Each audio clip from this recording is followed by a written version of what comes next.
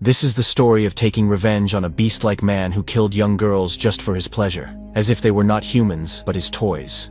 At the beginning of the story, we see a girl named Nambora. Nambora's car tire had punctured. She was talking to her husband on the phone. Just then, a van driver comes near Nambora and says, "Has your car tire punctured?" The girl says yes, and I have called the toll service. The man says, "Who knows when these toll people will come? Give me a minute, let me check it myself." The girl tells her husband Suyan about this man, so Suyan refuses her to get out of the car and tells her to wait for the toll service to arrive. Here Suyan loves the girl very much, and despite being busy, sings a song for her. Before cutting the call, he tells Nambora that we will meet tomorrow. After this, the man tells Nambora that your car is stuck in the snow. Come, I'll drop you off. But Nambora thanks him and talks about waiting for the toll service, at which the man becomes silent, and after staring at her for some time, goes to his van. But he doesn't leave from there, which makes the girl feel panicked. Just then, suddenly the man attacks Nambora's car window with a tool and starts breaking it. Seeing this, Nambora starts screaming. He comes inside and starts struggling with her, then brutally hits a hammer on her head like an animal, then takes her out of the car by dragging her. When Nambora regains consciousness, she was packed in polythene in a naked state, and this killer's name is Ganji. Ganji ties her hands with chains, but the girl refuses to do so. Then he picks up a sharp weapon and comes near her. Then touching the skin, he says, "It won't take effort to cut you because your skin is very soft." The poor girl says, "I am pregnant, please don't kill me." But Ganji starts cutting her brutally with great cruelty. Just then the girl's engagement ring falls down here. The killer cuts the girl into pieces, then cleans the blood. After this, changes his dress and goes to sleep, as if nothing happened. He is definitely a beast. After this, a child finds a cut ear inside a carry bag in the bushes. The child gets scared and calls his friends by shouting. After this, hundreds of police officers come here and start searching for the dead body. A large number of media had also come here. This old man was that girl's father. The police officers stop him from going ahead. This man was the chief of police officers. He was afraid that the murder might have been of his daughter. Just then, Suyan also arrives here. Just then, a police officer finds a severed head in the water, which creates chaos, and officers start quickly putting it in a box and taking it away. Just then, due to the crowd, the head falls out of the box, which the girl's father and Suyan see. Suyan's whole world gets destroyed. His soul starts crying. Then the scene shifts and father-in-law and son-in-law are sitting on a bench. The father-in-law says, "I was a police detective for 30 years but couldn't save my daughter." The father-in-law holds the son-in-law and starts crying. But Suyan doesn't cry. He was silent. He wanted revenge. Even in the morning assembly, Suyan doesn't cry, but his tears start falling rapidly. He promises his wife that whoever did this, he won't spare them. He will make them suffer, and now only after finishing this killer will he cry his heart out. Suyan converts his pain into anger. Then he asks his head for 14 days leave. Actually, Suyan is an officer of a secret national investigation agency. Anyway, his head tells him to take more leave, also consoles him. But Suyan takes only 14 days leave because he was fully confident that he would finish this killer in 14 days. After this, Suyan's friend gives him a capsule inside, which GPS microphone was fitted, and this device was going to help him a lot. Suyan says thanks and leaves. After this, his father-in-law shows him photos of some criminals who the police suspected because they had committed similar murders before. Suyan takes these photos and puts everyone's photo on the wall in his apartment. Then he comes to the house of one of them who was watching porn. Suyan had entered his house without any sound. Just then his eyes fall on Suyan. Suyan beats him a lot and starts choking him, then ties him up and tells him to tell the truth. But the man says, "I didn't commit these murders." So before leaving, Suyan crushes his balls. Then the police are with him in the hospital. He surrenders himself and also tells about his murders. After this, Suyan chases the second killer, then shoots him and then beats him a lot too. But he was not that killer either, and now only one photo was left with him, which was of the real killer. Suyan goes to sleep, but he can't sleep, and starts looking at his photo again, which makes him suspicious of him. Here on a deserted road, a girl was waiting for the bus. Just then, the killer's eyes fall on her, and he comes near her and talks about giving her a lift, and says, "Your apartment will come on my way. Come along."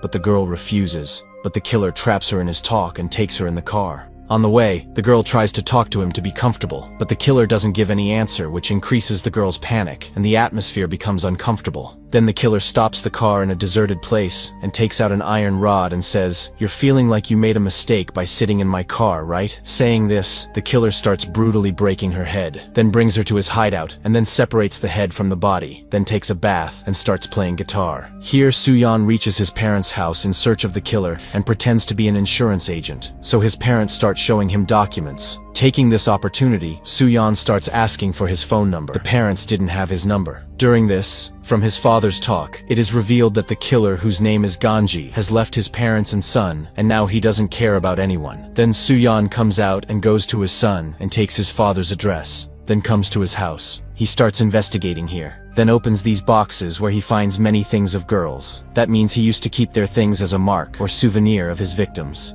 Then Suyan comes to this main place where he used to offer sacrifice. Just then, he finds his wife's engagement ring lying in the drain there, which makes Suyan sure that this is the murderer. Suyan also feels very sad that he couldn't save his wife from this beast. Here, killer Ganji used to drive a school van. After school was over, girls start leaving in the van. Just then, Ganji's lust falls on a girl. We see a tracker installed in his van. Here the police come to the school looking for him, but he wasn't there, so the police tell the principal to call him. But Ganji doesn't answer the call. Here, after dropping all the girls, he was going to make this girl his prey. Ganji brings the girl here and ties her hands and feet. The girl was crying, but Ganji was hungry for lust. He starts taking off her clothes and says, "Why are you crying? I want you. Don't you want me?" Ganji was about to force himself on her when suddenly someone calls his name, which makes him alert, and he picks up a weapon. Then opens the gate and Suyan was standing in front of him. He asks, "Are you a police officer? Are you alone? You found me very quickly." Suyan keeps looking at him angrily. Ganji was calm at first but then runs and attacks Suyan. But Suyan with lightning speed puts his own weapon on his neck and starts beating him, then quickly takes him back and breaks his finger. But Ganji attacks him again with weapons in both hands. But Suyan throws him on the ground with one kick, and the girl's life is saved. Then Su holds his mouth in polythene and starts choking him, which makes Ganji writhe. Suyan bangs his head on the stone repeatedly. After this, Suyan was about to kill him when he stops because he doesn't want to give him such an easy death. And this was the moment where Suyan makes a very big mistake. Suyan makes him swallow that GPS tracker capsule, then breaks his wrist. After this, when Ganji regains consciousness, he was lying in a pit, dug by himself. Suyan had given him treatment money and left, which makes Ganji think he is psycho. Then wears clothes and starts leaving. Here Suyan was now able to track him. Ganji was standing on the road to get a lift but wasn't getting a lift. Just then, a guy was ready to give him a lift. Ganji comes inside. There were two people inside. The driver was a complete fool. He kept talking. Here the man sitting in the back seat becomes suspicious of Ganji. Just then Ganji tells the driver, "Since I sat down,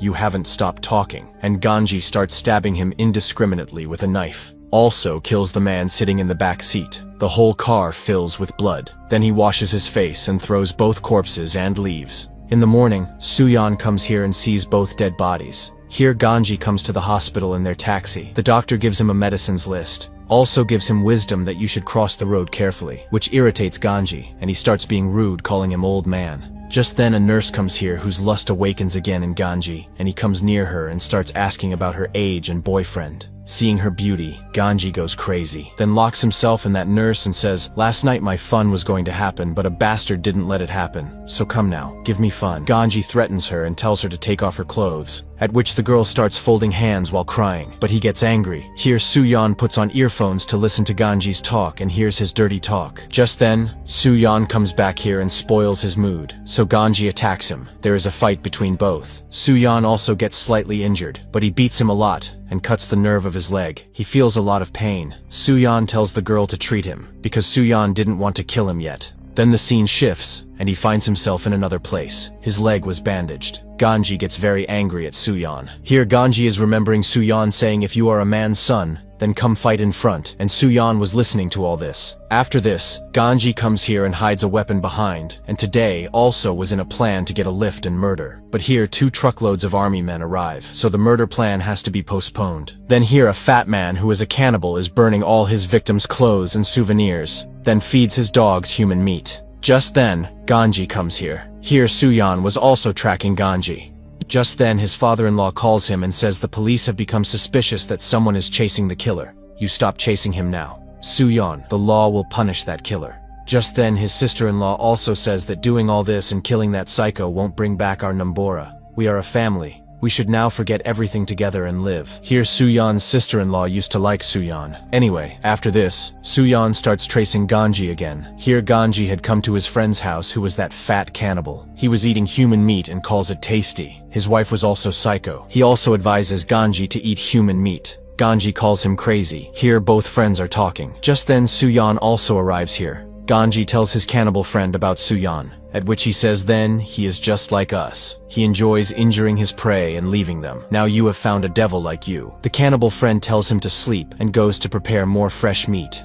After this, Ganji starts remembering Suyan. Here in his freezer, we see cut limbs of girls, but now they had rotted, after which he takes another captured girl locked in a cage to cut her. Here, Suyan comes outside their house. He brings the girl to the slaughterhouse and tells her to stay calm, otherwise, he will give her a painful death. The girl starts requesting by folding hands in front of him. He says first I'll cut hands and feet and finally the head. He was about to cut her when suddenly the music stops, so he comes to turn on the music but it wasn't starting. Just then the girl also hides somewhere. Also, Suyan also appears in front of him, which makes Ganji sense his arrival. Just then, remembering that girl, he understands that Suyan wants to take revenge for that girl. Here, both of them are face to face. Suyan breaks his hand, then breaks his claw and pierces a sharp weapon in the hand, then ties him again and says, "Come now, I'll cut your hands, feet, and finally your head." Suyan was about to cut his hand when suddenly Jong comes here and fires. Here this fat man's wife also wakes up. Suyan, somehow escaping from firing, goes to the other side. Jong opens his friend's hand. Suyan comes upstairs. Here he was trying to remove his hand. Suyan takes a weapon from here and moves forward silently. Just then, the psycho lady attacks Suyan, at which Suyan knocks that woman unconscious on the ground with one punch. Just then, he also arrives here. Suyan slams him, then hits him on the head repeatedly and brings out blood. Just then he sees Ganji coming, at which he throws a sharp nail there and hides. Ganji moves forward to kill him, but the nail pierces his foot, at which Suyan attacks him, then beats him a lot with a rod and says while shouting, "Why did you kill her?" Anyway, then the police come here and take all three to the hospital. Here the police officer's chief gives his son-in-law's photo to stop the devil Ganji's killer because the police wanted to catch Ganji alive. The officer tells his friend chief to stop his son-in-law. Here Suyan gets his treatment done by his friend, also gets Ganji's treatment done. Suyan's friend asks him about the capsule and says if Ganji gets diarrhea, then the capsule will come out through poop. Suyan quickly makes his friend shut up and lifts the curtain to see if Ganji is listening. But his friend says that Ganji won't regain consciousness for 2 days. But Ganji had heard about the GPS capsule, and he was just pretending to sleep. Now after Ganji recovers, while going somewhere, he starts talking to Suyan and says, "I know you're listening to my talk. And anyway, I enjoyed your style of playing games, and now I have found out where your father-in-law and sister-in-law are. And by the way, your wife had said she was pregnant. Perhaps you didn't know this." Here during the talk, Suyan was also tracing him. Ganji takes medicine for upset stomach from the pharmacy, and when Suyan comes there, he finds the doctor injured.